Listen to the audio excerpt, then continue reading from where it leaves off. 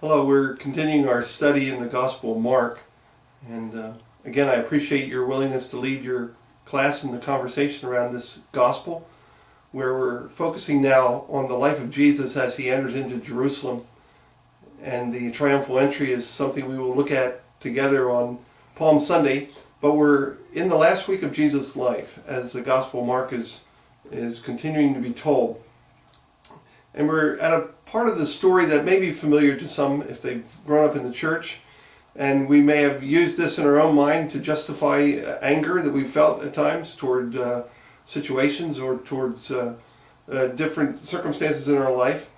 Jesus cleansing the temple. Mark takes a unique approach to this story, which is actually found in all four Gospels. But his story is woven into a story of Jesus confronting a fig tree that doesn't have fruit. And so the story of the fig tree bookends this story of Jesus cleansing the temple.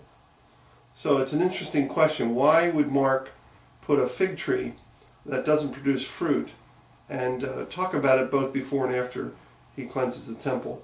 That would be an interesting question to pursue as you look at this study. But I would start the class session with a question about anger and just ask, what is something that makes you really mad?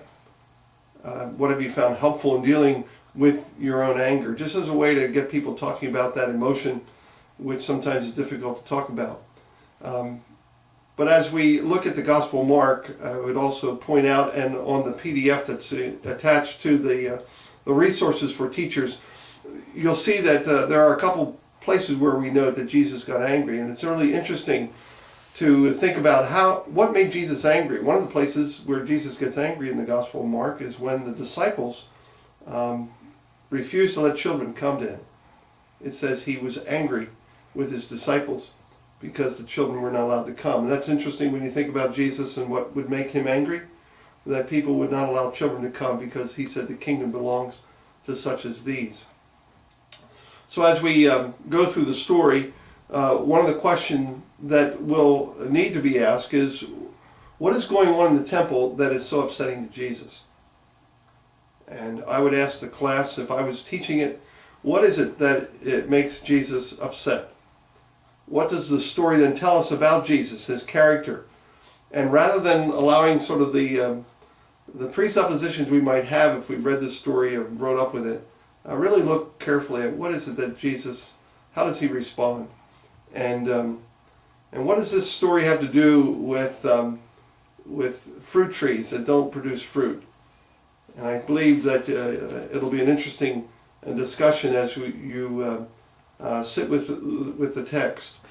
One of the things that Jesus says as he concludes his story, as he looks at the fig tree and sees that it actually has withered now, he encourages the disciples to have faith in God. And the outcome of this story is his desire for his followers to have faith, to his followers to follow God, to trust God, and to pray, and to believe, and to receive, and to forgive. So at the end of this story, verses 22 and following to verse 26, the question is asked, what does it mean to be fruitful? Because that seems to be the important point that Mark is making in this story. What does it mean to be fruitful? And so as you finish this story and this discussion, I would read John 15, 5, 7 to 8, and ask your class, what does it mean to be attached to the vine? Thank you.